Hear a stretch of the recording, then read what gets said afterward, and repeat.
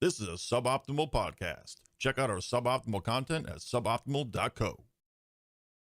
All right, everybody, welcome to episode number 19 of 2.5 Weebs. This week we are not live on my channel. We are live over on Comfy's channel. So let me swap over there. Hi. It's Comfy. He cute. I'm so live. I'm so very alive. He This is is very Comfy. much alive. I'm The full young of one life. of the group. Yeah. The actual young person in the group. I'm not the youngest though. I'm the youngest here, but I'm not the youngest person that we know online. Well, So. I was meant to the three of us. It goes you, then me, then Dale. That's how it goes. Sure. Sure. Yeah, What? that's how it works. No, he's right, Dale. Don't ask questions. Okay, I won't. Questions lead to answers, Dale. You don't want those. You don't want those answers. That's All right, fine. so we are episode 19? I guess. Yeah, Episode it's 19, and in an unfortunate turn of events, the moon has been haunted. Moon haunted. The Damn moon's it, haunted. I typoed my tweet. I Every time. What did you typo? love how Twitter doesn't have an edit function either. Well, because the thing of imagine if Twitter had an edit function If and Twitter had then an edit somebody function, retweeted your we would tweet burn and the then you world like down. turned your thing to be completely different and they've retweeted something Yeah, completely exactly. different. Than what Like they thought. that's like people do that in YouTube comments all the time, and like yes, it leads to some very funny YouTube comments. Yes. But Does it could not also be lead really to bad. like the actual discussions that you're trying to have. So basically we tweeted we SRE live recording. Okay. All right. People know. Like Yeah, you're people fine. know. I'm gonna let it go. Oh, I'm going Okay. over Twitter here for a second. Yeah, just don't hold it in anymore. All right. So anyway, There you are. episode There you are. 19, 2.5 Weebs. This week we covered Jo-Jo's Bizarre Adventure, first 3 of season 3 of Jo-Jo's Bizarre Adventure. Yeah. What was it called? Stardust Crusaders. That one. Yes. And Yeah, I also, told you it was Pokemon battles. So. I did get what you meant when you were talking about how it was actually Fairygon, though. Like, it's definitely It's more comparable. literally. It's way like, more it's comparable that, to it's Fairygon than Persona, Pokemon. It's the same exact concept. It's just like. Listen. So I like preface. I love JoJo's Bizarre Adventure. Mm-hmm. I don't. It is not a show meant for everybody. Oh, God, I'm no. one of those people it's not meant for. Yeah, it is very much so not meant for everybody. It's very weird and does a lot of just strange things all of the time for no reason. The thing I do Okay. like about it, though, is it does it just because. And it just, like, acknowledges that it's, like... Literally just because he can. It's Just because the writer can. He does Yeah, weird stuff. it's just like, yeah, this is dumb and funny. Deal with it. You know, it doesn't make sense. Like Yeah, in well, the it's like one the- episode where he's like, "Man, that'll kill you." Nah, let him do it. He's a wonderful man. And then he does it, and he doesn't die. It's like, oh, okay, makes sense. Yeah, no. But it's like Alright. it is definitely a show that not everybody's going to enjoy, and I fully accept that you guys hate me for making you watch it, but I had a great Well, time. I knew I was going to dislike this show before we started watching it. I don't watch JoJo's, but I've caught episodes Glimpses. of various seasons, like whole episodes or like a few in a row, because the girlfriend likes this show quite a bit, so she watches it when Ah. it's out. Yeah. And I know from that I don't like this show. Like, Yeah, so and that I knew going in this was not for me. yeah, I knew going in you weren't gonna like it. I didn't know how Dale would feel, so Yes. I'm mildly interested. But so let's get into it. So basically, Episode, yeah, you want to start? Yeah, episode you 1 describe all the starts with things. Joseph Joestar, now being old man Joseph Joestar, getting off a plane in Japan because his daughter, who he never gets to see because she lives in Japan, which makes him very sad. His daughter called him saying that my son is in jail and needs help. So obviously we all go to jail and we see this guy who is very clearly 17 years old. Oh my God, I love how he goes to high school. Like, motherfucker, He's literally 17. Actually, fun fact, There's no this way. week in the newest season, they did a flashback that showed a picture of Jotaro, but it was in a different art style because the art style of JoJo's Bizarre Adventure changes like every single season. Uh-huh. So he actually looked 17 and it was really weird. Huh. Like, So it it's was the actually same a meme that was character, posted on but a the different subreddit. art. It was like, seems yeah. weird. The art style changes like literally every season. It's weird. Okay. It's even might call it bizarre. I wouldn't go that far. I see But what so you did basically, there. Jotaro, our good boy, who just hates everybody and is the edgiest dude ever, is screaming about how he's possessed by an evil spirit, and no one should come near him. So and, that's like, when the his mother police- calls. Yeah. Yeah, that's when his mother calls, and like he's stuck in jail, and the police are telling him, "Dude, you're free to go. Like, we don't want you here." And he's like, "No, trust, you're safer with me inside. I'm gonna stay right here." And then all of the other people that are in the prison with him are like, "Please transfer us. The dude's possessed. I don't want to die." And then now our good boy, Jotaro, shoots himself in the head, but the bullet gets caught by some purple hand. Yeah. And now Daddy Joseph is like, "All right, I can't help you because I have a stupid power, but this guy shoots a phoenix out of his hands, so we're gonna use him." Yeah, then- he has like a flamey bird stand. Muhammad Abdal is his name, and so he shows up and he says, "This is what is called a stand because they stand by you." What? Listen, I know Okay, naming is all right. stupid. They're called a stand because they'll stand by you. And basically, they're all based will on they- tarot cards and all that fun stuff. But will they stand by me? No, but they will. But you can lean on me when you are not strong. But so then Muhammad totally beats up Jotaro by using the power of a flaming bird, who is named Magician's Red because they all have names that are ridiculous. And What did then they name what? He ended up naming his. Like in So then he episode names 3? Jotaro's, which was the Star Tarot card. He named it Star Platinum in episode 3. And then Wonderful name. Yeah, I mean, hey, it's the star. Man, if he's the star card, what do you think Dio's gonna be? The devil? No, I don't know tarot cards, so that's a guess. there is actually a devil tarot card. There is, yes.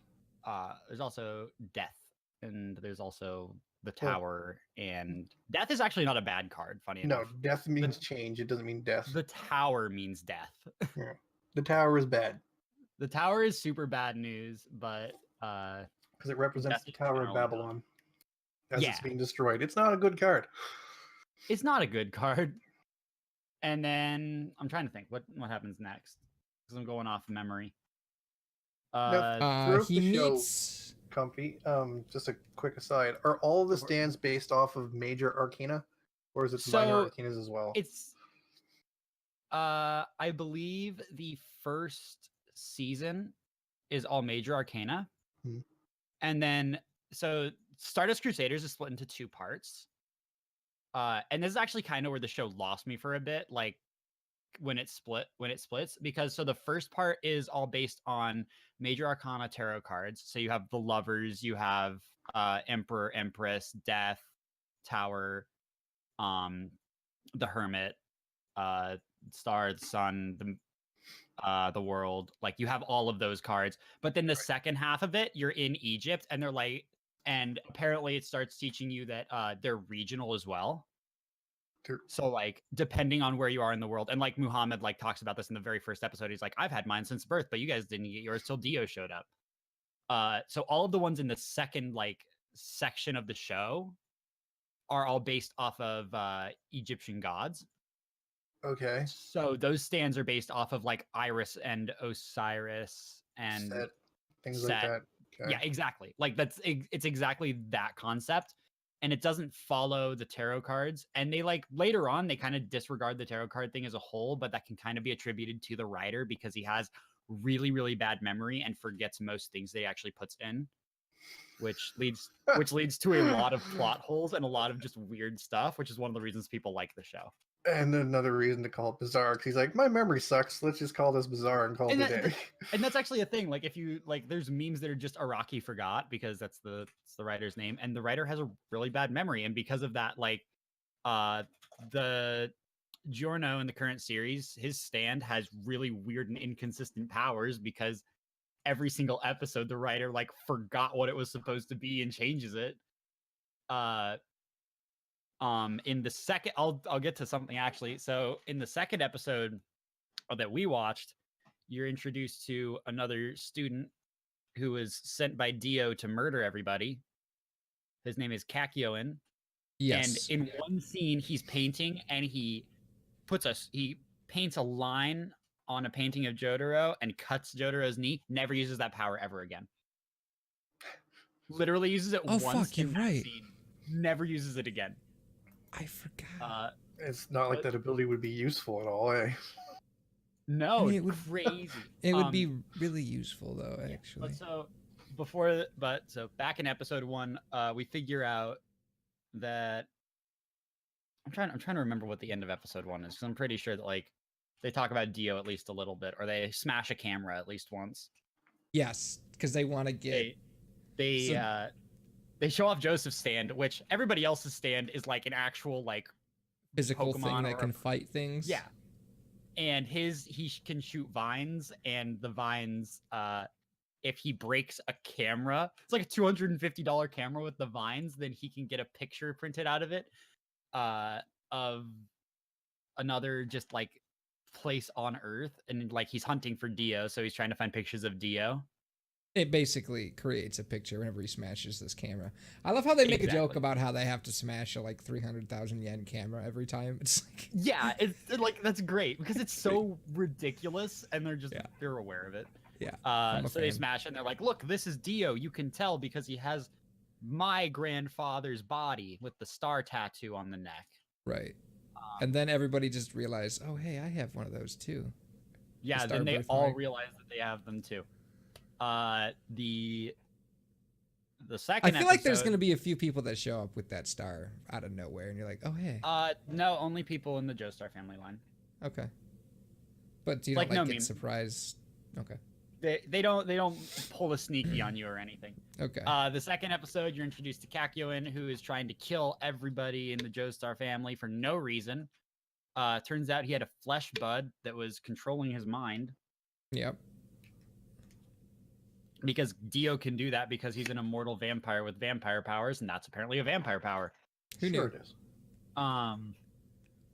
So they save Kakyoin by removing the flesh bud by using Star Platinum's broken ass powers. Because if you haven't realized yet, it's just he literally has the most overpowered abilities. And that's pretty much all he does for the rest of the entire show is just have the most overpowered abilities. Let's see I'm trying to think what happens next. He goes to visit the nurse to get his leg fixed because what had happened? He was walking to school, and that's when he runs into the other guy. Who uses his paintbrush strokes to slice his knee, and causing him to tumble down these stairs. And he was hoping that he would just die from tumbling down the stairs, apparently, but he uses his stand to save himself from falling. Yeah, so then he goes, catches himself. So then he goes to school and he goes to the nurse and she's fixing up his knee. And then he gets attacked by this dude again. And then they have a fight. He kills everybody else. And then him and JoJo fight. And he ends up like winning. He has this green worm monster thing as his Hierophant green. And everybody knows that no one can counter the Emerald Splash. So when he uses it, obviously it can't be countered. But then JoJo obviously counters the Emerald Splash, knocks him out, and then they go do the whole flesh bud thing. Yeah, he drags him back to where his mom lives. Is that episode 2 where they still remove the thingy? Or is that episode 3? Yeah, it's episode 2 where they remove it, and then episode 3 they go into all the backstory with Dio. Okay, yeah, and so then at the end of episode 2 they realize that he has this like flesh bug thing that is implanted directly on his forehead, and it has like roots that go into the center of the dude's brain. And they're like, well, why don't we just remove it? He's like, well, you can't. It's so deeply embedded into the brain. You need to be incredibly precise with your, like, you basically need to be a surgeon. Not to mention the flesh bud will like just attack you and invade you, and then you'd be mind controlled. So naturally, JoJo's like, I'm just gonna pull it out with my hand. He's like, I'm gonna do it anyways. Yeah, and as he does it with his hand, he pulls it out, like the thing goes into his finger, and he starts running all throughout his body, like it's gonna take him over. And one of them like, we should stop him. It doesn't look fun. It actually hurts me to watch that. Yeah. And then his... I'll be honest. Yeah, and then the dude with the magician's right, what's his name again? Avdol. He is like, we should stop him before he gets possessed. And then like Joseph's like, no, he's got this. He's like a really strong man or some shit, blah blah blah. They keep talking about how he's a good kid, but he's so mean to everybody that he loves. He keeps calling his mom a bitch. I'm like, why? She's so nice. She's just like, I know your heart. I know you don't mean it. And like later on, it does like turn out it's like, wow, he does actually really care for his mom. Yeah. But you don't see that for the first 2 episodes. Right. Yeah. And then like she's just like, okay. Every time somebody tells her to do something, she's just like, okay. Yeah. It's pretty funny actually. Yeah. Well, that's her entire personality. She's just there. Yeah, so that's pretty much the end. Kakyoin's like asleep at the end of episode 2. Nothing else really happens. They remove the thing from the brain and then they smash it. And then didn't they also talk about he was just gonna fucking die? Didn't they mention that? Like he was dying because he was like so broken. No, was that just because of the mind control thingy? That it was the flesh bud would kill him. Oh, okay. I think that's what you're thinking of. Okay, because like, the flesh bud would eventually like grow and kill. Okay. So yeah, and then episode 3 they talk about. Episode 3. Yeah, the first real thing that happens in the episode, because it's a lot of walking around and living at the house. Like Kakyoin's moving around and feeling really bad that he tried to murder everybody. Everybody's also keeping an eye on him because they don't really trust him. And then Holly, the mom, ends up getting a stand of her own, but because she has literally no willpower, because she just walks around and does what people tell her to do, the stand is attacking her body and potentially harming her physically in real bad ways. They're worried about it killing her in a few months. Yes, they are like, this will kill her in about 50 days, exactly 50 days. We need to get to Egypt in 50 days. So well, they don't know it's Egypt. What happens first is they smash the camera and then fucking they smash the face camera and they find a picture of they CSI this shit and he goes, hey, I know that fly. They realize fly, it's like some it's like specific kind of fly and they're like, it's in Egypt. That's where that breed of fly lives. It's like, oh fuck. So now they gotta go to Egypt. So good. It's so dumb. I will admit sure it was pretty funny. Qualifying as good, but yeah. You know, Copper, you just don't have a sense of humor. I just can't stand this show. Copper doesn't like fun. Copper hates fun. He's too old. But yeah, so they find the fly, and then JoJo's stand then sketches the fly really, really fast. Oh yeah. Like some police, I don't remember what their titles are. You know what I'm talking about? I know Sketch what you're artist. talking about. Yeah. And so they're like, it's in Egypt. We need to go to Egypt. And then Kakyoin shows up and he's like, I need to go to Egypt too, because I'm really mad at this dude for putting a bug in my head. And then you guys saved me, so I want to help, blah, blah, blah. Yeah, and they literally do this whole, like, montage where it's like, me with this stand, and me with this stand, and blah, blah, blah, yeah, blah, blah. We're going to Egypt, woo! And they don't even have the 5th member of their party yet. Right. Yeah, GG. And then they bring in, I recognize this, they brought in the Speedwagon Brigade, or whatever the fuck you call it, to take care of the mom. Speedwagon organization? Yeah, they took care to take care of the mom while they go to Egypt. See, Yeah, I realized that was a thing because of Comfy's wonderful PowerPoint. Yeah, dude. Yeah, good job. Speedwagon is best girl. The best Joe Bro, as he would be called. Is he dead? Speedwagon? Yeah. Yeah, okay. This is like, Speedwagon was like 80 when Joseph was like, I'm trying to think how old he was. He's like 18 in the last part. Okay. So, and like right now, Joseph is like 50 something. He's got a grandkid who's 17. So, yeah. Okay. They all old as shit. Yeah, real old.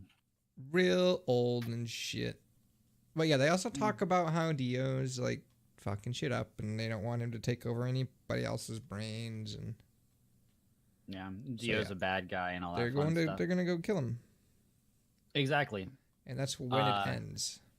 For the And first that's three. pretty much when the first 3 episodes ends. So yeah, sets up the entire series, and then the rest of it is just more Pokemon battles. That's literally the exact plot of Persona and the exact fighting concept of Fairygon. That Fairygon definitely didn't come out before JoJo's Bizarre Adventure did.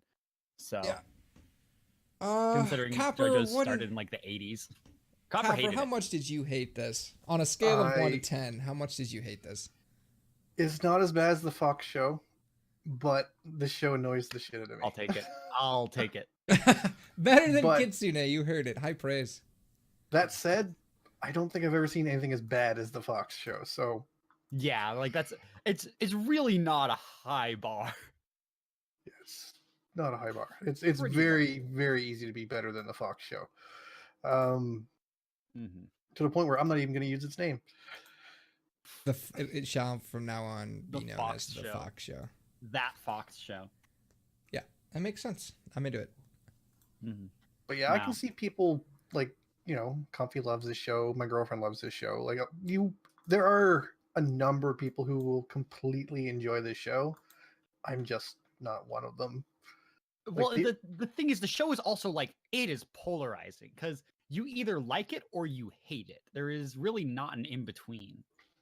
It just Like- annoys me. We also I didn't haven't talk met about. anybody who's like, oh, that's an okay show. We didn't We talk talk about about how he. They kept trying to remove his hat.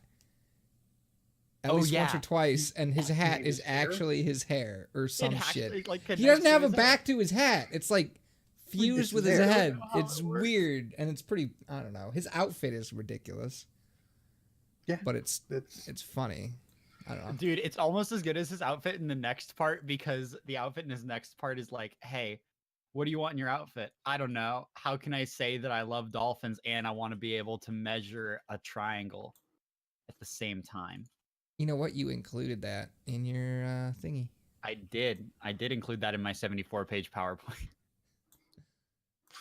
All right. But yeah, no, so like, and all the parts are different. Obviously, 3 is the one that's really highly regarded because it's the longest. It actually has like a decent story to it that matters. Yeah. So Okay. And you There you are go. like fully caught up on this show. You are. I'm fully caught up. Okay. Literally, so yesterday was actually one of the biggest episodes so far. They brought back a character that was actually in Stardust Crusaders. You haven't met him yet, but they brought that character back into the show. Uh-huh. And then they brought why can't I think right now?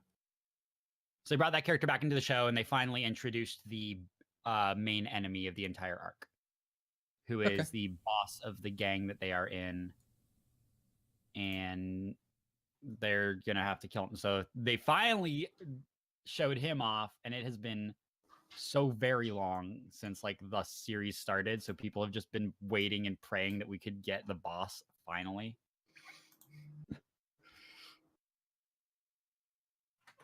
But I'm enjoying it. I recommend JoJo's Bizarre Adventure to try because it's just a weird show, and maybe you'll like it, and maybe you won't. I would honestly, if you have a sense of humor. I don't dislike this show. Like, I don't know if I probably won't watch it anymore, but like I got some enjoyment out of the 3 episodes we saw. I chuckled a bit. I'll take it. Like, I like how they if you're- acknowledge. That's like, they make more fun than of I themselves. expected, honestly. If you're yeah. looking for something to watch and you want to watch something that you may really enjoy, this could be that show. There's quite a lot of episodes. There's quite a lot of seasons.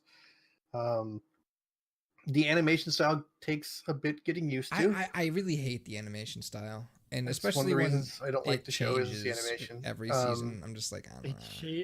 It's so weird to get used to every single season. Right. Like, no meme. It's bizarre. But like, no. It's If you like, do that 'cause one more time, we're gonna end this. I will podcast. be murdered. I know. He's so got like, one more go. the entire first arc with Jonathan was based on, like, the entire art style was based off of Fist of the North Star. Yes. Okay.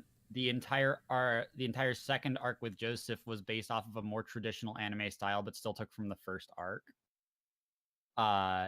The entirety of this arc is just massive shoulders, massive muscles, massive thighs. not in the Oh, thick man. thighs way, in the like I love squeeze massive your head thighs. off way. And then the next arc is just kind of like tones it down and makes it super colorful. And then like the arc that I'm on right now is the first one with a normal art style. It took part 5 to get to a normal art style. Nice. But yeah, and that was pretty fun, guys. But you know what else we should talk about? We should talk about the not quite as JoJo's Bizarre Adventure, which is Fairy Gone. Yes. Yeah, that's a show. I don't dislike it. Copper is like really I don't know if he hates it, but I think I'm exasperated with the show more because we're coming off of the Fox show, and I wanted like a palate cleanse with something that was good, and then we got this, and it's like, I don't think it's bad or anything. I think it's a little slow for now, but I think this episode was a good show. Of this episode was good because it was very self-contained. It still benefited the overall story, and it didn't make me hate it. So basically, this episode that I definitely didn't just watch minutes before recording this podcast, which is the only reason I have a great memory of it, but I don't definitely because I didn't do that. This episode starts with some dudes are talking. They're like, "Hey, we want a fairy artifact." And the other people are like, "Yeah, okay." Oh yeah. It was the guy that saved the prime minister. Yeah. He was like, "What do you want?" He was like, "I want a fairy weapon." And this is when they introduce those. They're like magical weapons made with fairy powers or something. I don't know. Yep. Yeah. There's like so 7 they're total? like, "Cool, we'll get you one from the vault. We'll send it on a train, and we'll have Dorothea guard it." And believe it or not, the train gets attacked. Okay. Oh no. Also, I don't know if you caught it before the train gets attacked. The dude buckles up. The dude did buckle up. The dude buckles up. Literally just like an actual belt buckle. He's in on it. Like it seems pretty clear to me he's in on it. For some reason, somebody wanted him to get them this fairy weapon. Yeah. So like they stop this train and they derail the train. Somebody who they introduced, what was his name? Colonel some shit, right? I don't know, but he had a really big cleaver. Yeah, he had one of the fairy weapons. It was a huge sword. His stand is really big. He has his stand. Shit. Fuck. I've already won.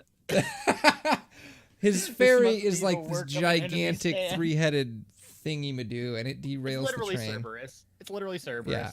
Yeah. Cerberus derails the train, and they have this massive fight scene where this character that they introduce this episode dies, and everybody's really sad, acting like they knew him the entire time. I don't think they introduced him. I think they've kind of like he's been there. I don't remember him at all. I feel like I've seen his face a couple times, but I never. I mean, I'm sure he was in the background somewhere, but this was the episode where they were like, "What's your name?" "Hi, I'm Oz," and they're like talking to him, and then he ends up sacrificing himself to save Marlia. And all that. Yeah, and then he's like, "Wow, we're doing so good, team," and then we're dead. He died. He did actually have a cool fighting style. It reminded me of Ruby actually, because he had 2 like daggers that were also guns, which were pretty cool. But yeah, poor guy definitely did not make it. There was an after credit scene that he definitely died on. Oh, have there been after credit scenes this whole show? There was only one this episode. I haven't seen him in previous episodes, but like this episode was like we hit the credits and there was like 5 minutes left, so I was like, "There's definitely the scene after the credits." Gotcha. We just gotta like sit and watch it, and we did. I did definitely not 5 minutes before the podcast started. We also had it was 2 minutes. We also had Free decide to fight against the dude with the fairy weapons, who, rather than just use his own weapons that he would be really comfortable with fighting, decided to pick up a completely foreign weapon to fight back. Got his ass kicked. As is tradition. And then they took the fairy weapon. Although, granted, maybe if he would have like tried to do something to block or parry the fairy weapon, maybe his regular weapons would have been like, not just they might have been destroyed or something. I don't really know, but like, I don't know. It's an odd choice to make to choose to fight with a weapon you're not. Yeah, got beat up. You're not proficient with. Yes. Yeah, it's like why switch weapons? Like you why usually use something use this completely thing. foreign? Like if it would have been Why just you- like one sword or something, I'd have been like, okay, makes sense. But this is like a knife chained to a shield. Like if you were to swing the shield around, you'd have a spitting knife helicopter attack, which would be quite hilarious. Actually, that probably could have won the fight. Special move. Dude, if I had my spinning knife helicopter, if I had Thanos copter, I would have won the fight.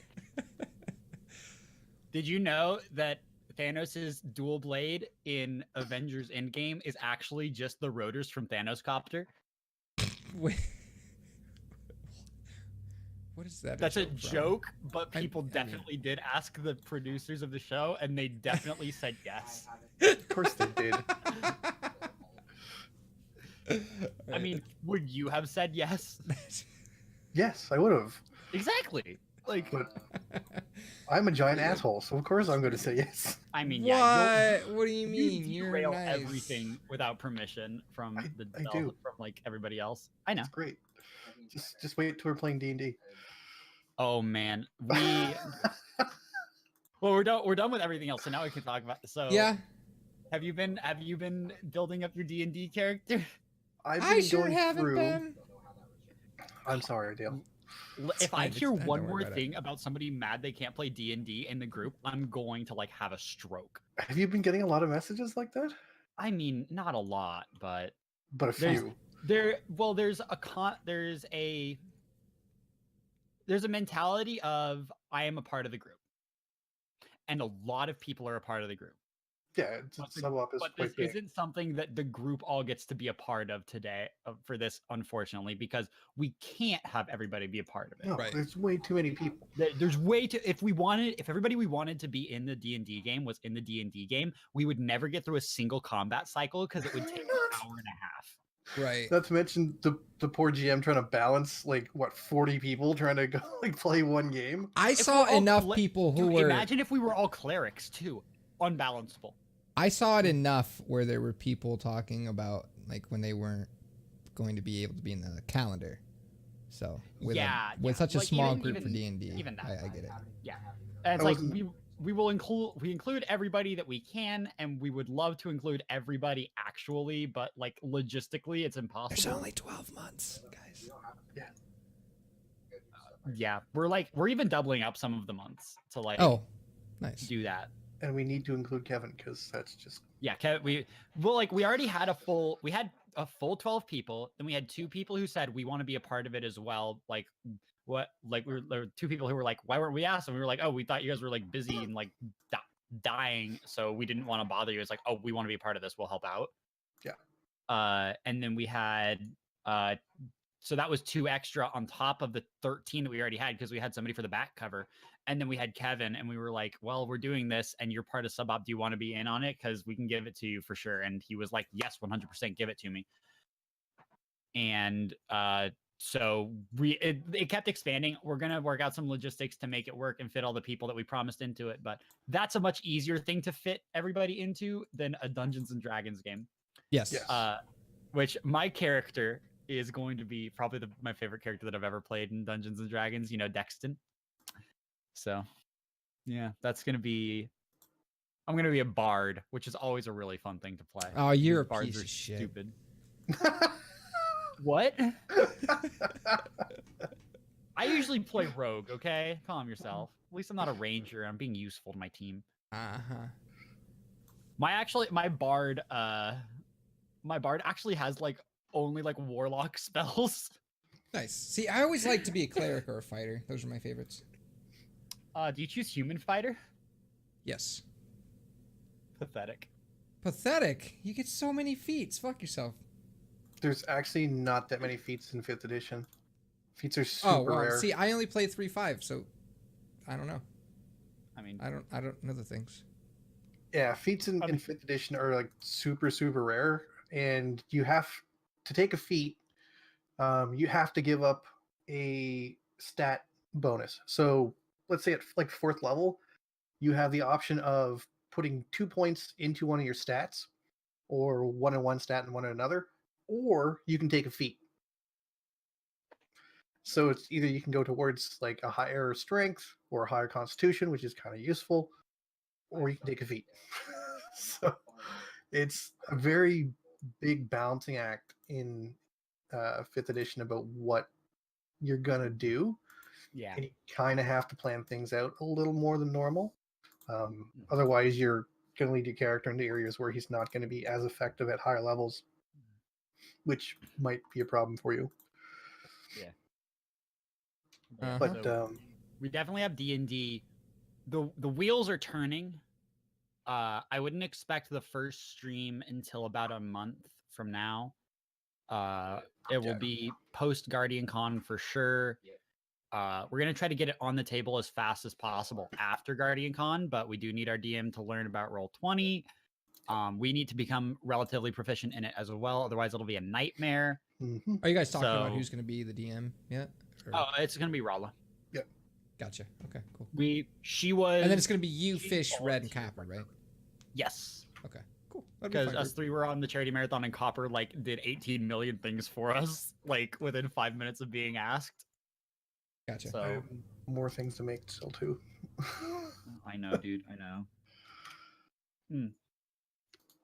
But yeah, I think we have bigger things to talk about this week than like a D&D game that hasn't even come to pass yet. Man, you know? was there a big Anthem announcement? No. Division 2.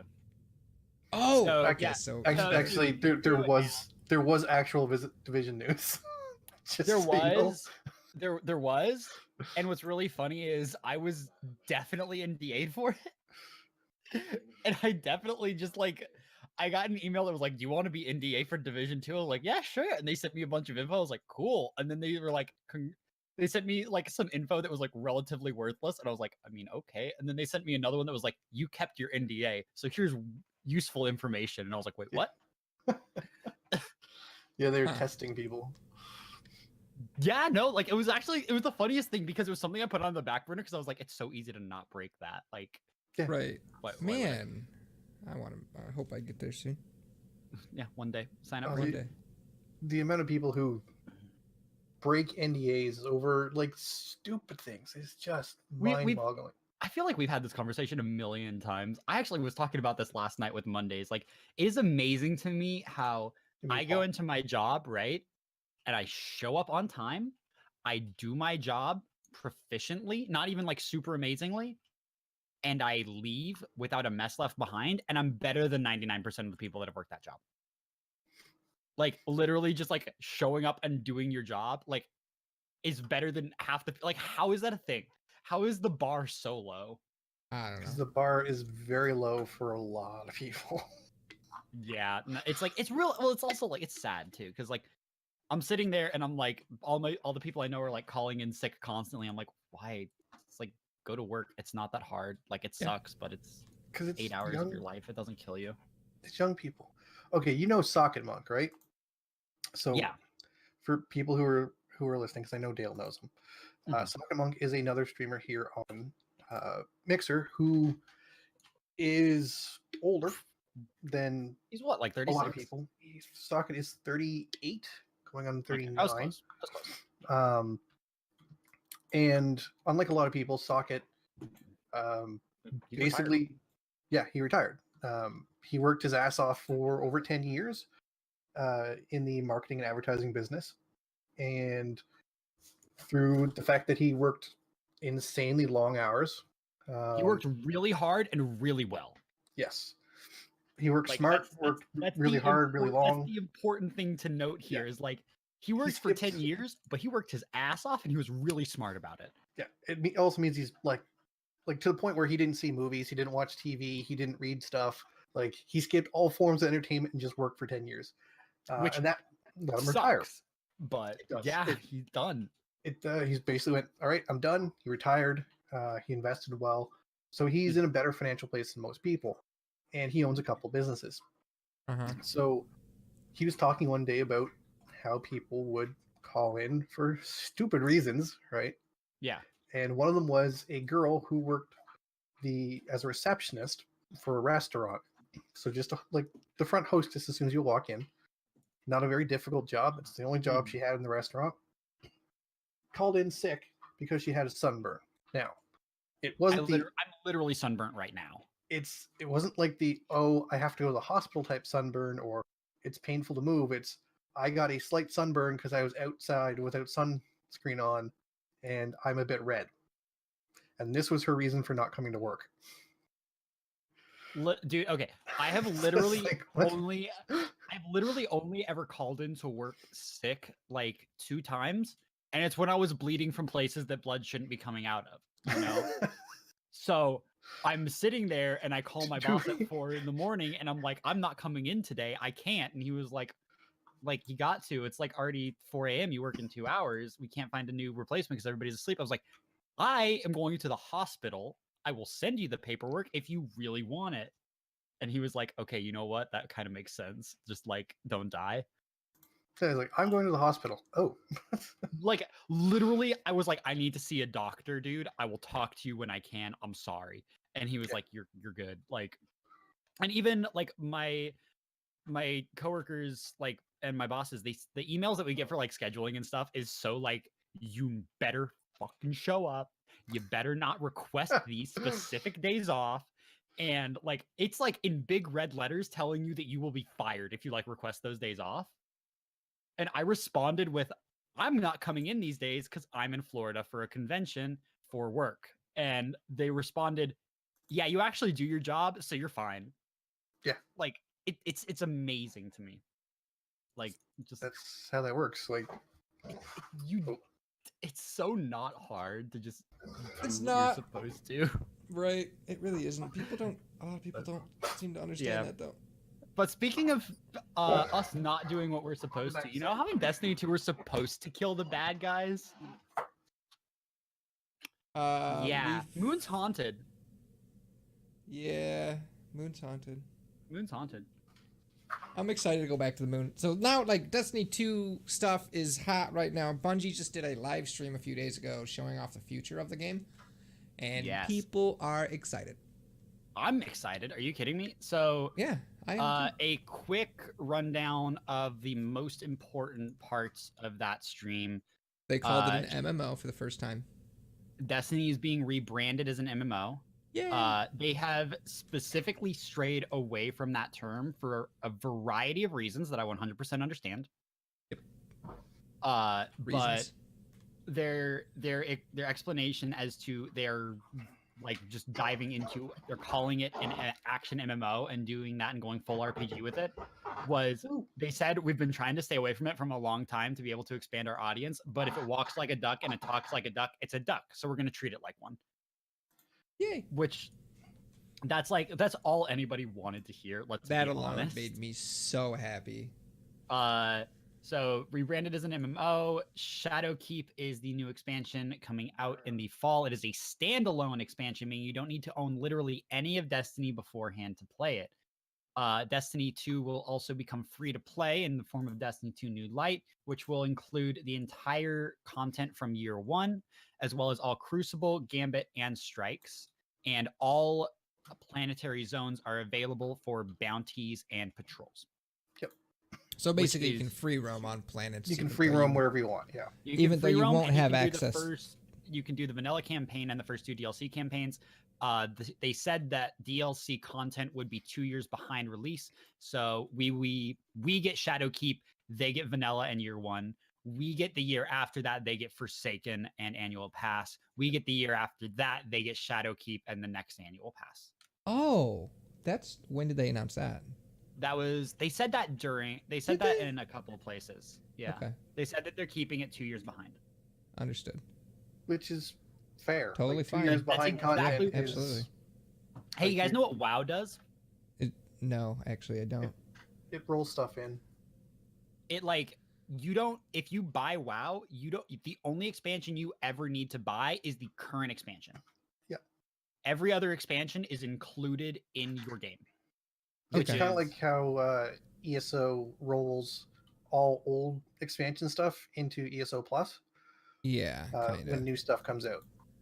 So that's kind of the concept here, is that they're going, okay, here's the base game is free, the really old stuff is free, and if you want the newer stuff when it first comes out, you need to pay for it. Mhm. But if you jump in, a year from now, then your base game is going to have more stuff in it than someone who jumped in, 2 years prior to you. Yeah. Exactly, When the And- hell am I going to have time for ESO now? dude. Right. But- You're going to have to quit your normal job. Fuck, And I wish. You're going to have to sell, Comfy's organs one by one to make ends meet. It'll be fine. Comfy, I'm going to have dinner at my house. Would you like to come? Yeah, sure. You want to take my kidney or my livers first? Both. Okay. How much do I get for them? Just Dad. remember to bring some fava beans. It's fine. You get And a hug? Chianti. I'll give you a hug, Comfy. Are you gonna stab me with some form of anesthetic in the thigh as I hug you? Maybe. I don't know. Other things in Shadowkeep, because I'm just trying to like remember everything. Armor Wanted? 2.0. The moon. We're armor 2.0. Year Oh, one that's a big armor is one. going to have 2.0. We're gonna get transmogs. We're gonna get artifacts back. We're getting strength, intellect, and discipline back. Okay, Yes. so Thank God.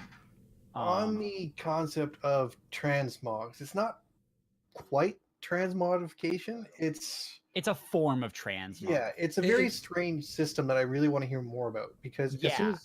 because they said is that as you unlock perks from armor, you can put those perks on any armor you want, which is cool. Mhm. You can build a custom set of armor, which is great. Yes. So I'm curious so about into it. like what's the cost going to be for that. I hope it's not too cheap, because that is a very powerful ability to do as a player. Mhm. And what does it take to unlock different perks? The Mhm. artifacts are super interesting, because the images they showed had a bunch of different perks from different weapons and armors on them. There was even the cosmology perk, it looked like, on the Ooh, artifact really? they showed. So if you activate that being for those who don't know, the exotic perk from the Graviton Lance, so that when you kill enemies, they explode into void energy that seeks out other enemies. So that could then be applied to an artifact, which would then be applied to all of your weapons, which is insane. The artifacts that they showed Super off, they only interesting. showed off one artifact, and it was really, really cool. Yes. And the thing that made me even happier about it was, so the artifact was the Eye of a Gate Lord, Yes, which is awesome. which, Just for- if anybody who remembers Destiny 1, the Gate Lord was the first real bad guy that we fought. First Yes. real boss. Yep. The first, and like, it was literally in like the second to last world of the game, but it was the first boss that you were told, you're not going to survive this. You're not meant to survive this. We, the Awoken, don't condone your actions because we don't think you're going to make it back alive. But if you do, we'll help you out. And you do, but it's a massive feat that you killed a Gate Lord. That's like a big turning point in the game. It changes the Awoken's perspective of you. It changes your perspective of you. It changes your Ghost's perspective of you. Because you have this, if people are realizing for the first time, you have this power that we can't really compete with. So You have confirmed basically, that you are special. yeah, pretty much. But so what makes me happy about that is it's telling me that artifacts aren't going to be weird, worthless things like they were in the first part of Destiny 1, like in the Taken King. Because let's be honest, those artifacts relatively sucked. They didn't do anything. Yeah. So Well, it's not even that they The ones didn't they do any- introduced in the Rise of Iron, those did stuff. in Rise, yes, but like it wasn't even that they didn't do anything. They didn't really have any lore. Like the only one that I could think of was the only one that I can think of that really mattered was Rose, and even then it wasn't really an art. It wasn't really Rose, like, because we get Rose soon in the form of Lumina, which I won't spoil everything going into that, but it's actually really cool, and you guys should be excited for it. But like, until like Rise of Iron, we weren't getting actual artifacts that mattered. Once we got into Rise of Iron, we had raid artifacts that were specific to the raid. And we had I'm trying to think what are my words that I'm thinking right now? that with the Iron Lords artifacts, which were like badges from the Iron Lords that all did a lot of really cool game breaking things. Which is one of the reasons that's one of the reasons I like Rise of Iron so much, is because like the artifacts were crazy fun. Those were interesting ones. A couple that people might not remember. Memory of Radagast allowed you to deflect rockets with a sword. Yep. Oh yeah. That was one of my favorites.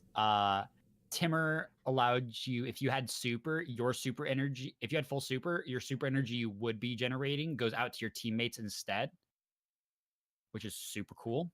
Oh, very nice. There was one that removed your ability to have a super, but gave you a full perfect build of 5, 5, and 5 for intellect, discipline, and strength, and it gave you 2 melees and 2 grenade charges.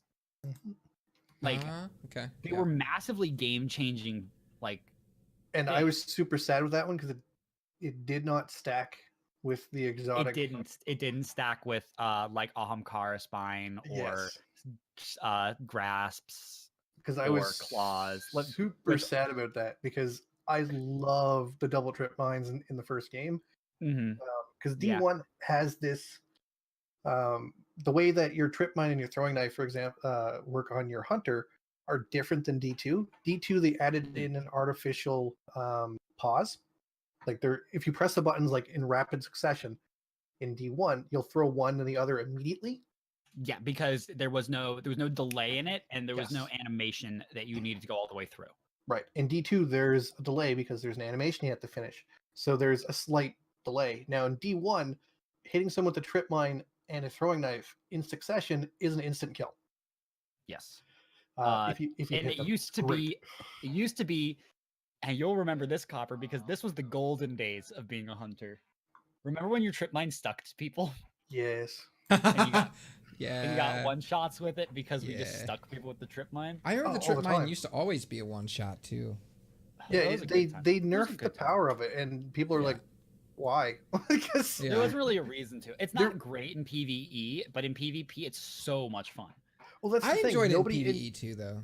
Even in PvP, when people were complaining about stuff, people were like, "Why did you nerf trip mine?" Like they're like, "Well, it was sticking to people and doing damage." It's like, no one was complaining about that. It's a skill shot. Like you have to hit somebody who's moving. People are still complaining about the fact that a headshot throwing knife doesn't count as a one-shot kill. Yes. Because it still should. I feel like it should. It really should. Pretty much everybody does. It's such a skill shot to actually hit that, and it feels really good when you do, but it feels really bad when you see 162 pop up. So, People or whatever the number is now. Why didn't this kill him? Like, yeah, like because realistically it should, but let them balance their things. But yeah, I'm trying to think if there's anything important for Destiny 2 that I super miss doing that to people because I would run around as a golden gun and go pop insta kill, pop insta kill. I miss being a gunslinger main, honestly, because that's like all I played in D1. I was gunslinger boy, same. And then like I don't know. I remember doesn't feel having close to the same on PC or on D2. I remember in Destiny 1, like gunslinger became off meta the moment that everybody unlocked Blade Dancer, because you immediately had this class where you had a much better roaming super, and you could get more kills with it. You could go invisible, and you had a lot more meme abilities. And Blade Dancer was the fastest class in the game. So like there was basically this, you were told you now have the perfect build and you have the off meta build, which was Golden Gun. And I never left Golden Gun because I ain't a bitch. I really like Golden Gun. The only time I did Blade Dancer was when we played Rift, and I maxed my agility, and then I maxed my and then I put on a Mida multi-tool, and I put on Bones of AO, and I put on directional jump. Please and I moved at the give me speed Bones of of AO back, Bongo. dude. Please. Right? Bring back please. Bones. I don't need stompies. Give me Bones. Bungie, rework your Ahamkara exotics. In Destiny 1, they had a theme. Every single Ahamkara exotic granted a wish. Yes. Do you remember those, Copper? Everything granted a wish, and it felt good because they were all like, they all meant something. So it's like, if I have my extra grenades, like extra throwing knife, extra like extra super energy, like it gave you something because you were making a wish with it, which was the coolest thing because it played into the Ahamkara lore super well. Mm-hmm. And then they were just like, nah. But yeah, I never.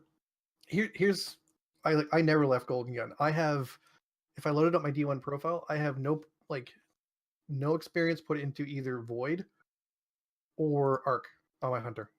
That's Not hilarious. not a drop. It's What's all funny Golden is Gun. what's funny is like my brother used to ask me, he's like, why are you still playing Golden Gun? When he's like, don't you have like Blade Dancer unlocked? I'm like, I like Golden Gun more. Yeah. Like, and that was just me. Like now I actually really like all the Hunter classes except for, I ran believe it with or not, the current Blade Dancer because it's broke. It doesn't work well. like Golden Gun as a super in PvP is good. Like it's 3 easy kills. And It's 6 easy kills. It's 8 easy kills. well, I meant in D1. Oh, and D1? Yeah. Yeah. And you know, in D1, its neutral game was, well, I'm a hunter, so I'm still fast and mobile. This is the other hunters. Plus, I've got 2 range melees and 2 grenades. Like, come on, how do you beat that? People are like, well, this is better. It's like, really? Because I'm doing better than you. Like, oh, I miss it. Destiny 1 was a good time. It is. And I hope. Destiny Do you 2 think that is- we'll start to see them bring back some more old school D1 shit?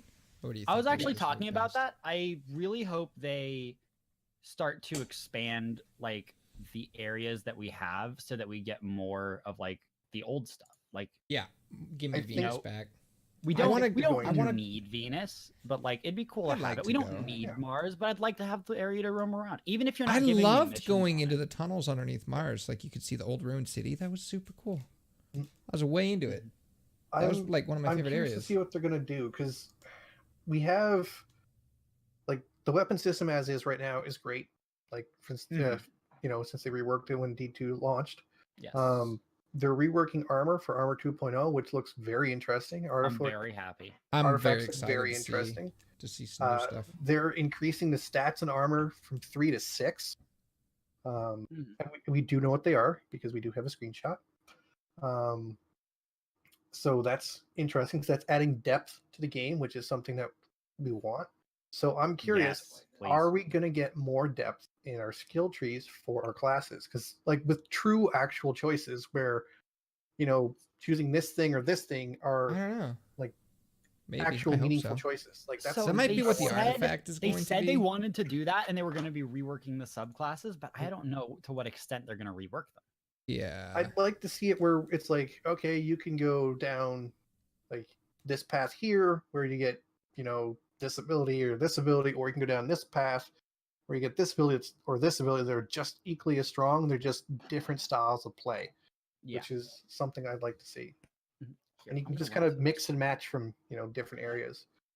Because that would be more interesting. It's building your, like, their whole thing for their presentation was building your monster killing machine, right? Kind of the way you want to, which is great. So I want to see that reflected in my subclass as well, because that's a huge part of the game is, you know, your passive abilities, your melee and your grenade ability, like what it does, Uh-huh. right? Your movement, stuff like that. So I'd like to see that expanded upon. And I Oh, have right. hopes they're going to do that, just because it seems adding complexity is the way they're going, because they're like, screw it. Like, we're not being tied down anymore. No one's telling us don't do this thing. We can't do things So- that we don't want to do anymore because of reasons. Yeah. Reasons. I love how they Reasons. said It's that. pretty funny. I like it. They're like, reasons. Like, because we didn't do this before because of reasons. It's like, oh, that's some shade. Yeah. I'm Not into it though. that- I'm super I don't blame like them. I feel like they didn't even need to put the game on Steam rather than the Blizzard launcher. I feel like that was kind of more of a thing that they kind of did I show where it was like, think- hey, we are It's the show. It's 2 reasons. One is the show that they're not connected with Activision anymore. right.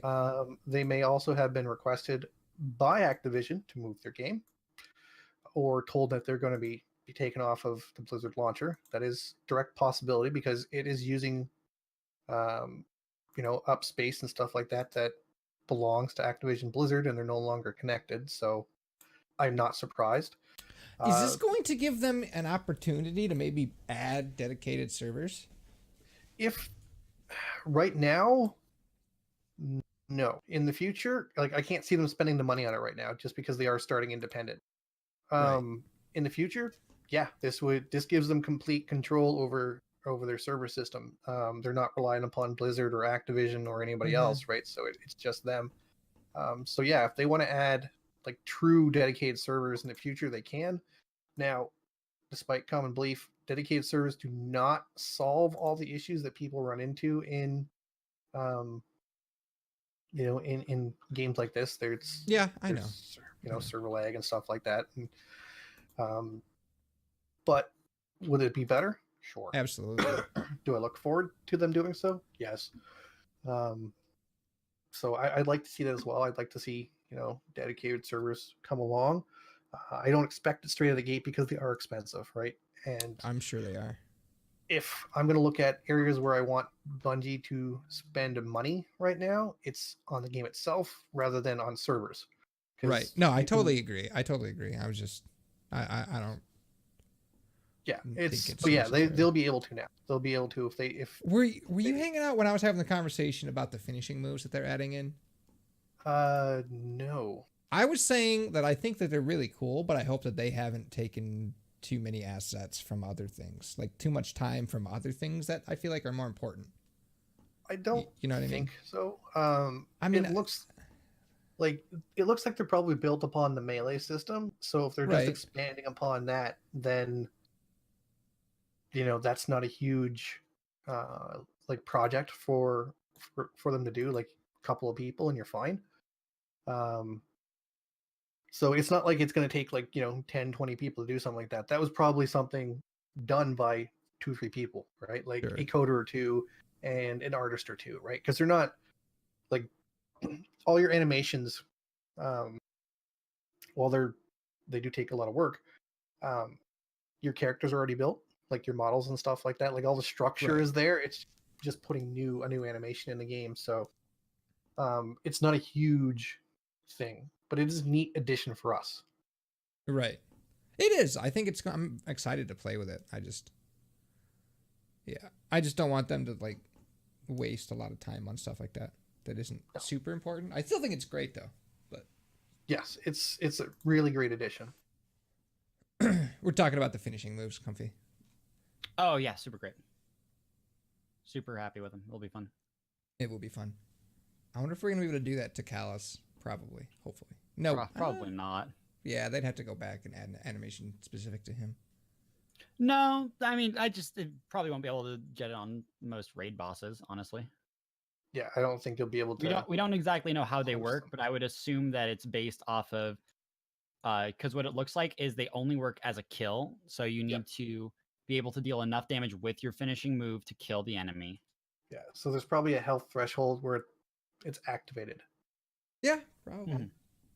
That's my guess. Like I could be wrong, but that's my guess. My guess is that there's probably a threshold of health where it's activated and your melee has to be up. That would be my guess. Yeah. And the finishing moves are cool. And then man, are you guys excited for Black Garden Raid? That'll be pretty cool. I am. I'm very interested. Vex Raid. I love that. Have we had it should be a Vex Raid. Thank God. And we haven't had a Vex Raid yet. Nice. Yeah, we have Eater. Eater was a lair. Yeah. Not really an actual raid. But that's, you still fight. I'd say it qualifies. Yeah, it's still there. I want a full Vex Raid, right? Yeah. Like a long one. Mm-hmm. So I'm excited for that. I'm excited to go see and explore more of the Black Garden, because we don't get to see a lot of it in, D1. There's the whole, you go there at the end of the first. It being like the big bad of D1 vanilla, and then like it being. You don't go there a lot. Like there's a couple of. Mm-hmm. There's a couple of times, like there's one big mission at the end of the main story. Yeah. And then there's, in Rise of Iron, there's a couple of missions where you can kind of get into the outskirts of it, but that's about it. So. Yeah. I'm excited to see what they do with it, because the thing is too, like they could definitely pull an entire Savathûn on it. Yeah, we don't know what's in there, right? So I'm curious to see what's what's there, what's been going on, why are we going there? Like that's a huge question for me. Like why are we going back to the Black Garden? Because this what is there to do? Yeah, because why are we going? What's the why reason? why are we going there, and like why is the raid there and not the moon? Like, because this whole thing is focused around the moon, so it's like, Yeah, okay, dude, moon's haunted. well, that's not the Maybe moon. there's a gate to the Black Garden on the moon. No, Vex aren't on the moon. That's a good point. Okay. So with all the talk of future Destiny stuff, we haven't talked at all about the current Destiny stuff that came out this week. Pretty fun. Opulence. Yes. Man, so Season of Opulence was this week. We got new content in the form of the Menagerie, which is the really best. good. It's so good. I love Menagerie. Everybody likes it. Everybody likes it. 6-player event that you can just random match into. Great. Yay. Or go into with a full, pre-made fire team where you can just run around and have fun with your friends. Like it's like this is why people have been asking for matchmaking for the raids forever, because it's it's fun. Like, yeah, would raiding like that kind of probably suck at times? Sure. Yeah. But would it be better to have the option to do so? Yeah. And that's what people wanted. Yeah, it's having the option. Plus, it's like, well, wouldn't be the best raid experience for you. It's like, yeah, but it's my choice at that point to enter into that experience, right? And I go in fully knowing that I might not enjoy this as fully as I could because I'm going in with random people and people kind of suck. Sometimes they do. People do suck. Man, speaking of that, we also had the raid, the new raid, the Crown of Sorrow, which is very, very fun. I was the team that I completed it with was 767th, so we were 10 away from greatness. Nice. I'm very sad. Red's thrown one more time. Red's team was 666. 666. Yeah, which is nice. Actually, Satan over there. Yeah, I was asleep because I had work. So then Muthu got 8th. He got world's 8th. Yep, Congrats which is great. To him. First on Mixer, which is cool. Yeah, and first on Mixer. First place went to Carolina Gamer and Be Bold. And which was cool. What's funny is the name I know most from there is Esoteric because I watch his videos. Nobody said his name like at all about it. I know. They're like, yeah, congrats to Carolina, and it's like Esoteric is there, guys. Yes. Which makes me sad because I really like Esoteric. So. And then of the debates of all debates. Oh my god. Poor Dado. Poor Dado. We need to let it die. Honestly, I feel so bad for the guy. I do, but he was making fun of himself on Yeah, but like I feel like that's only because he's seen what happens after 2402, so he knows that there's no way to avoid it. Yes. So he's kind of leaning into it after 2402. So for those who are curious about what we're talking about, so during the Ribbon World First Raid event, Dado was able to finish the raid third. I think third. I think it was third, but it was literally 2 minutes after the 24-hour mark, so he missed out on second. That was second place. Oh no, we're talking about Ribbon. Yeah, Ribbon or Monday. So he finished 2 minutes after the 24-hour mark, mostly due to the fact that they got knocked out of the raid by a server error from Bungie. So they had to go back in, and it cost them a couple of minutes. Yep. And because of that, they missed the 24-hour mark, which is what they're aiming for because of certain things. They wanted to get the raid jacket from the last wish. And so for this time round, the raid jacket was till reset. Yes. So this time that was the 24-hour emblem. Yeah, that was the emblem they were shooting for. This time round, wait, last wish for Dado when he got 2402. Yeah. And this time around, they were shooting for World's First. They were in contention. So I wanna do a quick rundown of what actually happened here. I know, I'm gonna go do it. So they were in contention with Be Bold, and unbeknownst to Dado's team, because they were in the raid and doing the raid, they finished. Be Bold finished. So Dado's team finishes. They open the chest. he gets the exotic. He's like, "Oh, I got that," and they're like, "We all got it. We all got it." It's like, no, that means like it can't be. And so they figured we got world's first because world's first team as a sign from Bungie showing that you got world's first, and as a basically a present for doing Congratulations. so. Every single member of the team gets the raid exotic automatically. Yes. It's part of But getting world's first place. So Dato's team got it. They are super excited. They go back to orbit. They go look to see if Bungie had announced, like anybody else, weirdly and surprisingly to them, they had. And they're like, what? Because they 5 announced it minutes, 5 minutes prior, before. 6 minutes on raid report. Yes. 6 minutes. Literally, they were in their final run when the raid was completed. Yes. So what happened was that people finished the raid, unbeknownst to Dato, right before they did, and the system literally didn't have time to reset because Dato's team didn't die, and they were so close. They got a manual switch. as well. Yeah, it's a manual switch. It's a manual switch that Bungie has to hit. So Bungie had to confirm that B-Bold had beaten the raid, and then they had to hit the switch so that full fire teams wouldn't get all weapons. But they hadn't confirmed that B-Bold had completed it yet because it was literally 5 minutes later. And then Dato's team made it all the way through, and they all got the Teraba, which was the new raid exotic. So this is the first time this has ever happened for any raid in Destiny's history. Yes. That somebody like the first and second team has finished this closely together. It was incredibly close for a race. Dato's team did amazingly well. Yes. And they were all good sports about it at the end, which is pretty much all you can ask for because this community has been known to be increasingly toxic sometimes. Yes. Especially and it's the worst person for it to have happened to was Dato because of the 2402 thing. Like if it was going to happen to anybody, the worst choice you could possibly make was Dato.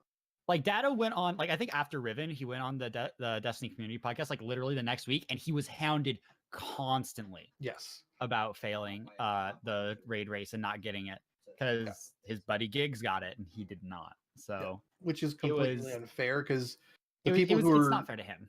Yeah, really. It's not fair to him, and the people who are hounding him are people who hadn't even finished the raids. So it's exactly, and it's like I feel so bad for the guy too because we watched him live because our raid team we had like kind of called it like an hour before because one of our teammates was sick, one of them had to go to work in the next morning at 6 a.m. and it was already midnight for them.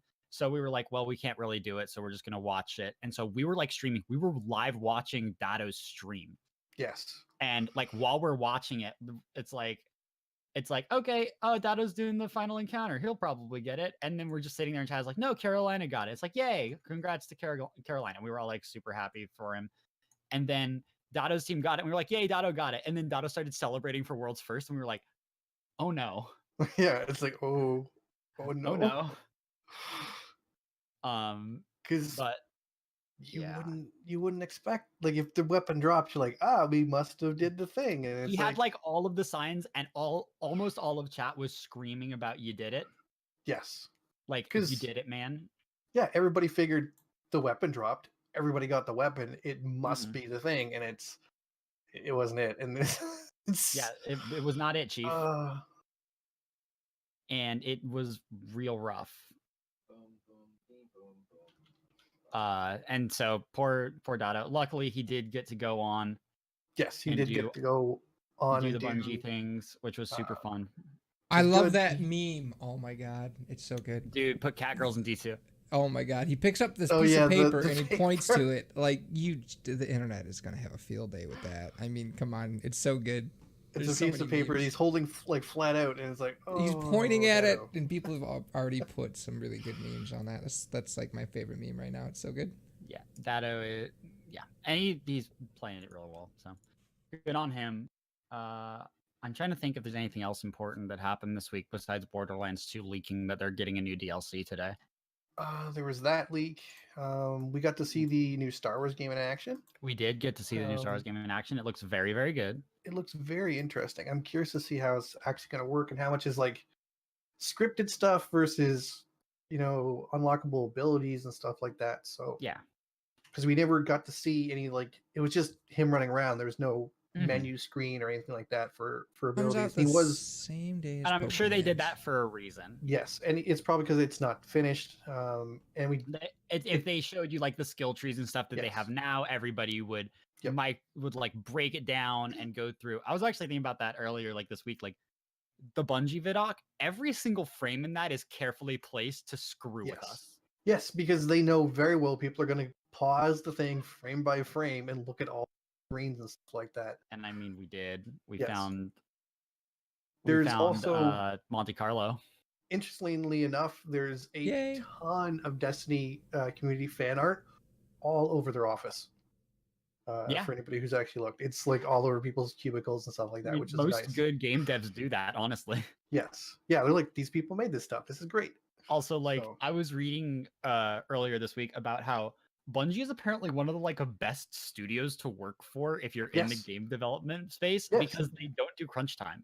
Yes, and they talked about it on stream. They're like, well, Yeah. you know, how fast you can turn That's stuff out. that's what sent me down the rabbit hole was them talking about And- it on stream.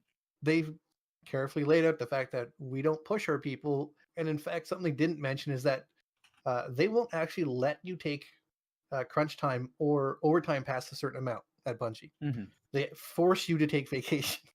like it's strictly enforced too. closeted It's like working area. you're like, oh, you've been here for 40 hours, you need to leave.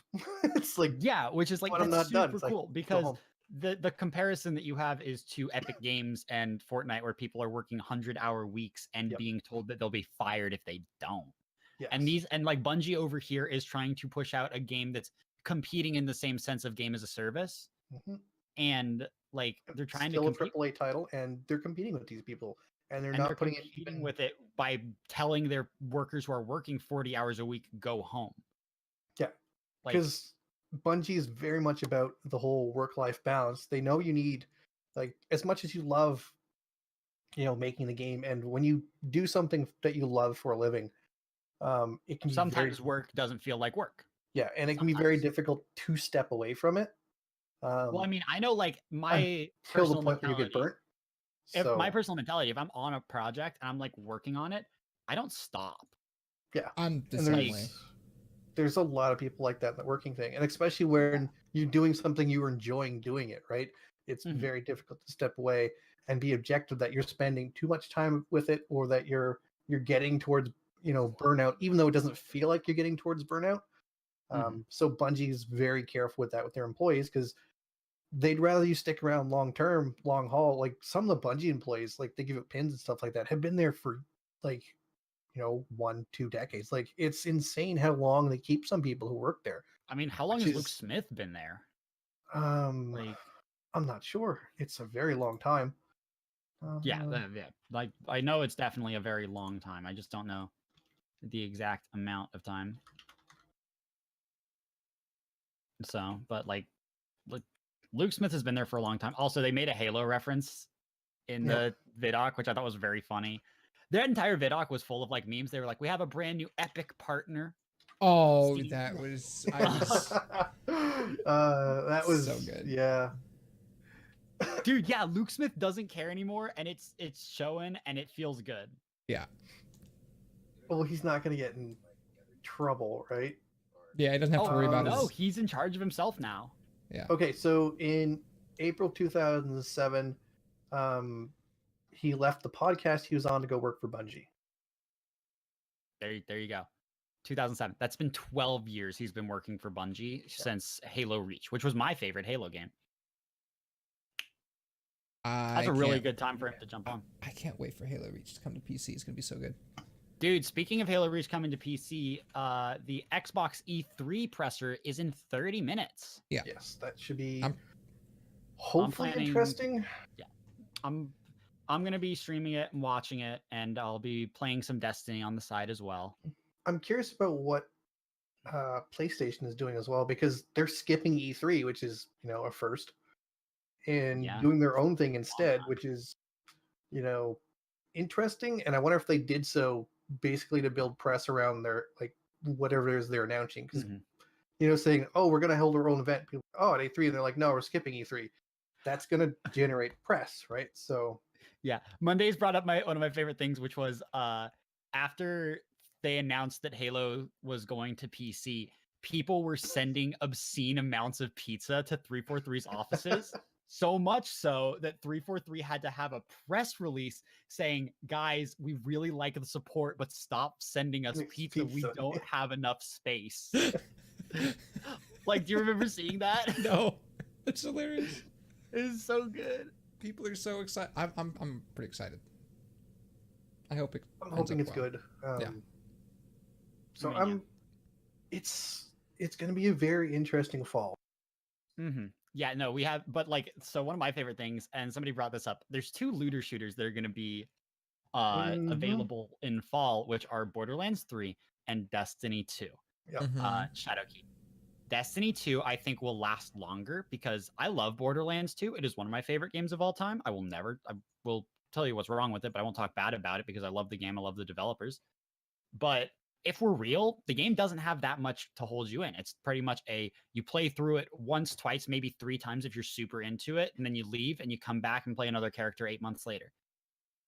Or when there's new DLC. So it's not it's not an evergreen game. It wasn't trying to be that. Exactly. That's not what it's meant to be. No. Right. So I think that, and what's funny is that's what Destiny is trying to be. Yes. So you have these 2 games that are competing against each other. Destiny 2 will be cheaper because it'll be standalone $40. Or free if you want to play. Free for Destiny 2 flat, but Shadowkeep, if you want to be up from content, $40. Yeah, which is a really low price for really good for price. a game. Really good price. And then you're gonna have Destiny on Steam, and you're gonna have Borderlands on the Epic Store. So all of the people who are waiting for Borderlands to move to Steam because they're throwing a fit about downloading an extra launcher, they're all gonna be playing Destiny. Plus, that's the amount of competing game. The amount of people who search for free games on Steam and then try them because they're free is insanely high. Yeah. So that's going to be a very large boon to the population of Destiny in the first week or 2. Yes. And absolutely. we'll see how many people stick around, but it's going to be a giant bump in the game's population, especially on PC. The reason Warframe is so big, it's an MMO on Steam that's pretty much. Yeah, no, exactly. It's a great marketing move. Yeah, as long as you have a healthy way of selling DLC or premium content that does not piss off your consumer base, it's fine. And Warframe is a shining example of that, really. I said this a lot yesterday, actually, because somebody was bringing up Warframe in my chat. They were like, I like Warframe more than Destiny 2. And I was like, Warframe is a great game. I don't like it, but the developers are good people and working really they're working together with the community to make a game that the community wants. Like, the community cares so much about the developers and the game to the point that they ask the developers to charge them more on certain items because they want to be able to support them. The developers have multiple times been like, we're putting this item in the game, but we don't want to set the price for it. The community sets the price, and the community has consistently put higher than what you should be paying for those things. Yeah, because it's a support issue. So. Exactly. And the developers have been very clear with the community that our way of getting support is you guys doing microtransactions, and we will do them how you want them to be done. And the community has been fully behind Digital Extremes and said, we will support you if you keep doing things the way you are, which is the right way. Like, Digital Extremes is one of the companies that you should look at and be like, that's the standard. Yeah. Warframe is the single-handedly best free-to-play game I've ever played. Yeah, I don't like the playstyle. I get it. I get it. I totally get it. Exactly. No, it's literally it's too much for me. Yeah. I hear you. Which is funny considering all of the games that I play. But yeah, right. And that's I haven't played Warframe in a long time, but yeah, I don't really like Warframe, but I respect the hell out of those developers. Oh yeah, absolutely. In the meanwhile, there are games that I don't like that I don't respect the developers for. Have you guys heard about Atlas? Yeah. Oh man, that's a joke. So we have just like the devs. Yeah, we've got Destiny coming out in September. We've got Borderlands. Borderlands coming out in September. We've got Iceborne coming out for console in, is it October? I don't know. The Capcom does have a booth at E3, so I will be going there. By the way. So and then it comes out for PC sometime this winter. which is Yeah. interesting. So that's probably December, I would hope, for Monster Hunter, because I am super looking forward to the expansion of that, of everything they've shown. Like, there's new moves for all the weapons. Yeah, I heard about that. There's a new slinger type where you can grapple monsters with it. I'm Nice. really excited about that because, like, I play Insect Glaive, which is meant to be moving around and swinging. So being able to grapple monsters will be very fun. Every single class can now, like, weapon can now use your slinger without sheathing your weapon. Oh, That's great. You can ride on monsters, like, the little monsters, like the little lizards that run that's around with the great hilarious draggers. and You can awesome. catch rides with them to go faster through maps, which is neat. Mhm. There are new armor sets coming out. There are new monsters as well as returning monsters. There's a whole new zone to explore, Yep. probably more than one. So there's a lot of new content coming It's out big, for that. it's exciting, and I'm really, really excited for it. And we get our master rank as well is coming with it. So Are we getting G rank? we are getting G rank. There we go. Cephs can stop complaining. So What's actually really fun, what I've been thinking about. So, when like a game gets announced and then like and the you have Star directory Wars as for well. like the previous game just like explodes on like Twitch and Mixer. Yeah. We need The to play first Monster 3 Hunter, lines right? of Mixer yesterday for Destiny were all like 50 people watching. Like that's the most I've seen in the Destiny directory ever, unless somebody's channel 1'd in it. Yeah. Yeah. It's pretty It's fun. on Mixer here, like it's gonna be big on Twitch as well. But Well, I mean, Destiny's always Mixer- been a big game on Twitch. yes, it's the top of the directory in Twitch have admittedly said, we work very hard to keep the people in the Destiny community like anchored here on Twitch rather than spreading out to like Mixer or Facebook, stuff like that. Mhm. And they have worked very hard for that because they want to make sure their community stays there where they are, right? Which I don't blame them. But I think the Destiny going free to play is going to cause a large growth in other streaming sites like Mixer, like Facebook, maybe even D Live. I don't know how well they're doing. But I think that's going to help quite a lot because free games get a lot of coverage on sites like this. Yeah. Yes. And I'm really excited. Like it's gonna be real fun. I'm excited to be a Destiny streamer again. Yeah. What's a variety streamer? I don't know. I've been excited. I don't I've have been playing time. lots of Menagerie and stuff. I'm very excited. I'm trying to for get my titles now. I've only played like I think 3 hours at most of the new content because I've been too There's busy. a lot. Well, I've been too busy to do anything else but work. I mean, yeah. So my list has grown, and then there was a couple of rush things that came in because it's, because of the month it is and stuff like that. So Mhm. it's a busy time, and I think I'm going to take tomorrow off of working on stuff for people just because I do have to get my website and stuff done. Yeah. And I'm going to need a day for that, so I may just have to go. Nobody's getting their shit done today, just me. Fuck off. I mean, sometimes you got to do what you got to do. Yeah. I gotta Maybe get it'll ready. take some of that time to catch up on Destiny. I gotta I gotta get ready for GC, right? So I gotta get my business cards ready. I've got to get my web at least built to the point where I can point for my business cards to the website, even if I finish it, completely later on. So Better get my shit done before you take time off. I'm kidding. I'm kidding. no, You're good. you can wait. I mean, I can. I'm not in need of it anytime soon. So. Dang. Oh, I'm sure you will be by next month.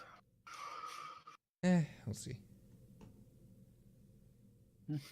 Well, pretty sure that's all we've really got. Yeah. Yeah. Okay. So we were talking about next episode doing like a Recap. Yeah, revisit. episode, Yes. where we were going to watch episode 4, 5, and 6 of something we watched in a previous episode. So did you guys kind of Did look you guys- through and figure out what you guys want to do? Like what you want to bring to the table to vote on? I mean, that's Yeah, not, have you guys heard about this show, Jo-Jo's Bizarre Adventure? no. It's I too mean, soon for a revisit. is it though? Are you sure? I mean, I'm really sure. I'm I very mean, certain. I don't feel like it is. Only if he gives us a 160-page PowerPoint. About what? For what? For what show? JoJo's? JoJo. No, it's I can 160. do it. It has I to be a can do it. 160-page PowerPoint about Heaven's Lost property. No. Wait, Then we that can one isn't review. okay. We never did that one as a podcast. Heaven's Lost Property? I feel like another episode would be a good one to where we No, go we read. Definitely did. We definitely did. did. We did Heaven's Lost Property as a Definitely podcast. did. But it's It not was- on. It's not the podcast though. Wait, is it? It is. Yeah. It was. Fuck. Yeah, It's it like was. all episode right. 9. Yeah, It's it was 11. a podcast episode. It was 11. really Okay. bad. That show is awful. Wait, no. Yeah. Oh, no, we I were was all thinking. Mad. I was thinking. What's the show where the kids were in the orphanage and about to be eaten by Oh, zombies or yes. demons? Yeah. Promise Neverland. Promise Neverland. Yes. Oh, that is episode 6. Fuck. Yes. All right. Yeah, we did that one too. That would be a good one to revisit, just because that is a very interesting show. But what were you thinking of, Dale, for revisiting? The one that I would put on the table would honestly. I would say Demon Slayer, but you guys have definitely been keeping up with that. We've been keeping up with that. Yeah. Yeah. I would say. Plus, that one's like a full recommend across the board. It's not even like an Yeah. optional. Like, go Not watch even that show. debated. It's the best show of this season by far. It's I think it's the best. It's the best new show this season because everything else is actually bad. There's Like- some that aren't, but nothing holds a candle to it. Like, for story that's interesting, world that's interesting, animation, voice acting, like, it's hands down the best new show of this season and one of the better new shows of this year. So it's hard not to recommend. Yeah. You know Um, what? That's a good one to do for that. Promised Neverland would be good for that, I think. Yeah, Promised because that's an interesting show, and I'd like more people. Like, it does get a lot of buzz, and I would like more people to go and watch it because it's a very different anime in terms of subject matter and character. I do choice. really like Chicken Run the anime. Chicken Run? You've never seen that? You've never seen that? Do you not know about Chicken Run? No. Did you not know that those chickens are up to something? What? Like, it's using the tagline of the movie. It is. It is Okay. like so. You know the Wallace and Gromit Uh-huh. Okay, it's so from the same studio. Oh, that Chicken made Run. that. Okay. Yeah, the okay, movie the Chicken Run, claymation. yeah. That took Gotcha. so long. All right. like, No, I I don't- got you. It's not Okay. an anime. You were calling it an anime. It's not an anime. yeah, he was. Promise Neverland is Chicken Run the anime. It's Okay. children trying All to right. escape. I understand. Like, Okay. all children right. who are I got food it. trying to escape from He the gets farm. it now. Okay, He's all like, right. oh my god, I hate I it. got it. It's an awful comparison, but it's so You're very right. It really is. Chicken Run the anime. How much is a play? How much is an Xbox nowadays? Oh, you probably Um, get one for $20 on Craigslist. Not the new, like an actual. Hey, $20 is $20. Dude, yeah. I was talking with $20 Kaylee is about it, fun. and she's like, "Yeah, What, getting an Xbox? okay, yeah, I think They're that might be not- the future." All right. They're a not plan. terribly expensive. Oh man, I Xbox know- One S Fortnite Battle Royale Special Edition bundle is $250.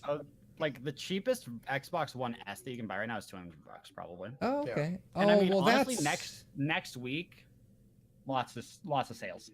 Gotcha. Yeah, there's going to be some big sales, especially if Microsoft gives any hint within like the coming, half an hour or so, about there being a new Yeah. console, right? Like, if they even hint at it, people are going to be like, all right. Like, I yeah, don't. Kaylee won't give a fuck about getting an X. I think I'll buy her a 1S. Yeah. She might actually like the Fortnite one because it's purple. You know what I mean? It's actually like Fish was talking about it. She was like, I really want to buy it. Because it's Not purple. because it's Fortnite, but because it's purple and Purple. it's really cool.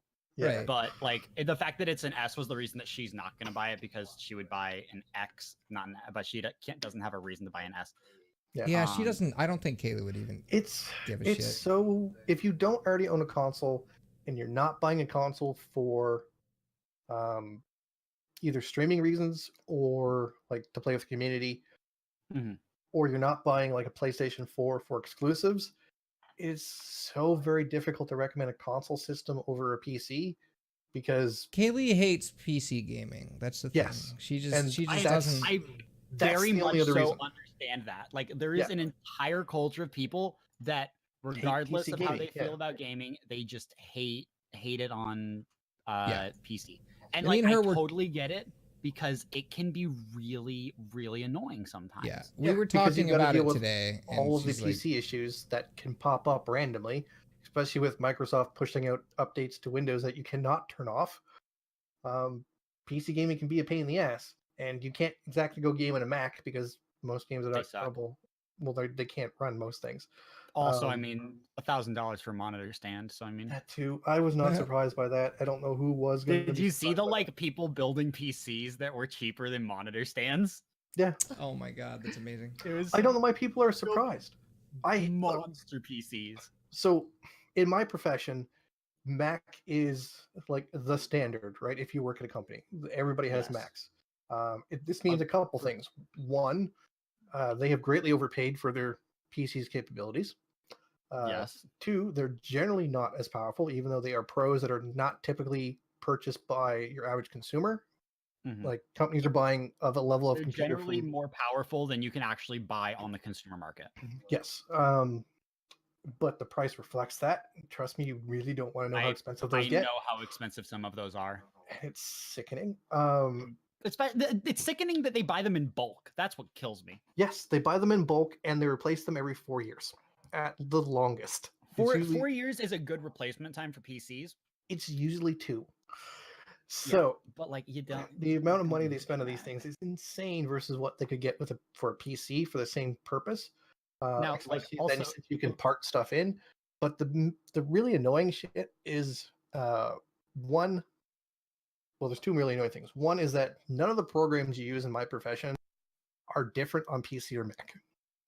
The only difference is a couple of shortcuts on the keyboard, and the that's because difference you use control instead of command correct. on PC. It's Like, one key difference. Everything else is the same. And the other difference is the fact that if you're on a Mac system working for a company, your computer is not serviced by your IT department. Yep. 100%. They do not service Macs. And what's funny is like there's actually like this really funny rift there. Like if you go into any like game development studio, there's not like any Macs there. No, there's not. They use PCs for all of the same stuff that you would use Macs for. Yeah, and because they need the power. I mean, like, look, you're looking at Bungie, like Bungie's PCs, and they were running. Somebody had 3 monitors up. They had Photoshop on one, they had Maya on another, and they had a Maya plugin on another monitor because they needed to be animating and texturing all at the same time. And you're running 3 extremely taxing programs. I don't know a single Mac that can actually run all 3 of those.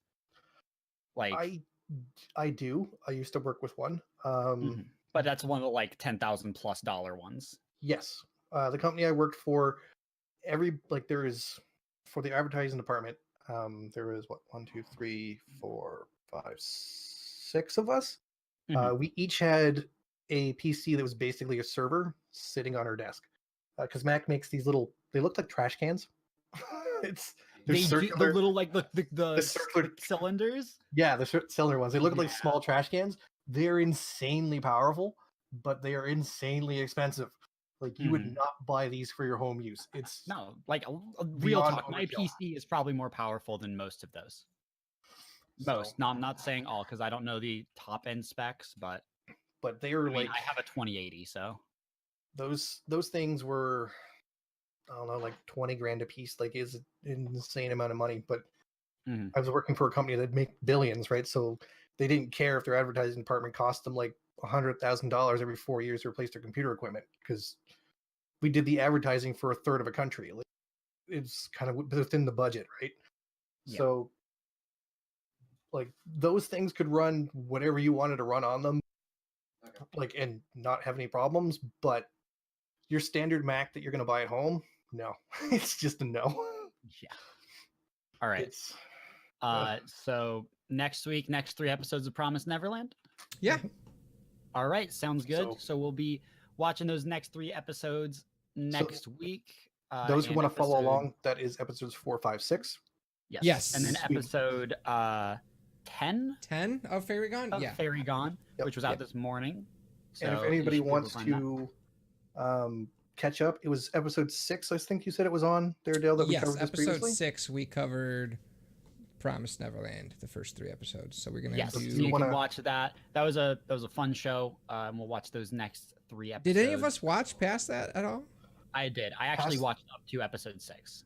Okay. Yeah, I watched a couple other episodes of this. The show is very interesting. It builds over It builds like it. really well. Yeah, it's really well written. So this is definitely a good one to go back and I see. fell off of it, but I'm very happy to be able to go back and check it. Yep. So, let's so I guess that's housekeeping, and let's get ready to watch the Xbox E3 presser. Until then, That's what Comfy's going to be doing with the rest of his day. Well, not Next the whole hour day, and a half or little so. bit. Yep. So Yeah. where can people find you on the internets if they want to come hang out with Comfy? Type in Comfamous. I'm probably there. There you Twitter, go. Instagram, Boom. Mixer. Go. Do it. Woo. Copper. Where can people find you? You can find me online here on Mixer at Copper Lion, and on Twitter and Instagram at Copper Lion Designs and Copper Lion Art. And Dale, I think you're Mr. Vengeance everywhere, are you not? No, I'm Mr. Vengeance on Mixer. I am underscore Mr. Vengeance on Instagram and yes. Twitter. The underscore, yes. People having my shit. If only I could have just Didn't become. you used to have a 7 at the end of your Twitter? Yeah, my Twitter and Instagram Yeah. used to be VengeanceX7, so now it's Yeah, that's what I thought. It's still kinda better. better. It's better now. Yeah. It's kind of better. If only I could have just become Mr. V. Did I tell you I tried that when I was doing Yeah, the it can rebrand? be very difficult to get names like Yeah. that. I mean, look at Lupo. It took him years to get Dr. Lupo on. And he doesn't even have it on Twitter. Mm-hmm. I thought he got it on Twitter. He has Dr. Lupo on Twitch because there's an actual doctor and her last name is Lupo. So her Twitter tag is Dr. Lupo. So his on Twitter is Dr. Lupo on Twitch. And he has been very nice and asked everybody to please respect this woman and do not hound her about it. No, he is Dr. Lupo on Twitter. Oh, really? He got it? He got it a while ago. That's what I mean. Like, did he lose it? Like, because no, he Literally he like put a it- year ago, he didn't have it. he put in an announcement tweet some time ago where he's like, I finally did it. He finally gotten the thing because he actually like I think straight out offered to buy it from her. Yeah, he did. And she didn't really want to do that. So, but I think she got Alright. tired of people. Maybe. Well, just the random tags from people, right, who don't know better. all right, Yeah. quick, cut the podcast. All right. Next week be a good time. See you guys later. Bye. Yep. Bye.